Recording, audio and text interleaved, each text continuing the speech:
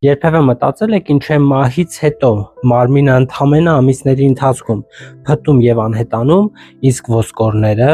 մնում են հազարամյակներ։ Ձեր ոսկորները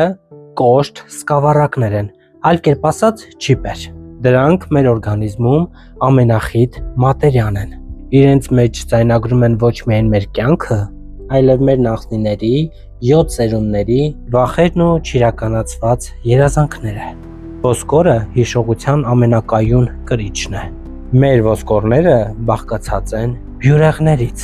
Իսկ ինչ են անում բյուրեղները ֆիզիկայում։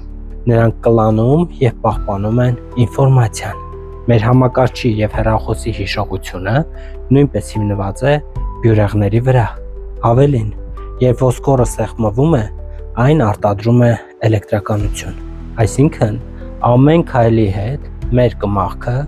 հոսանք եւ ինֆորմացիա է փոխանցում։ Ստացվում է, մեր կմախքը մի հսկայական գրադարան է, որտեղ գրված է մեր տոհմի պատմությունը։ Հին աշխարհը գիտեր դա։ Բոլոր կրոններում սուրբ են համարվում ոսկորները, մասունքները։ Քրիստոնեության մեջ մարդիկ հավատում են, որ սրբի ոսկորները ուժում են։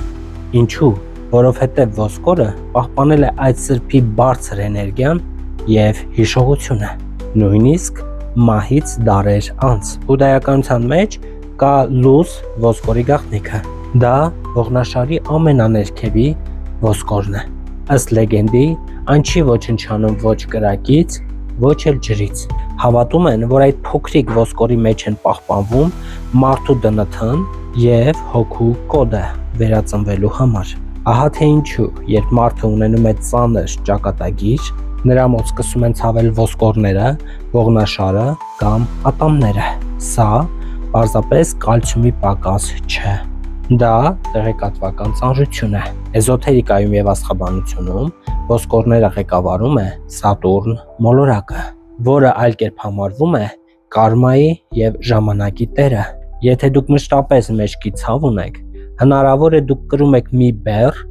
որը ձերը չէ։ Դուք կրում եք ձեր նախնիների չլուծված խնդիրները։ Ինչ անել։ Ոսկորները սիրում են շարժում։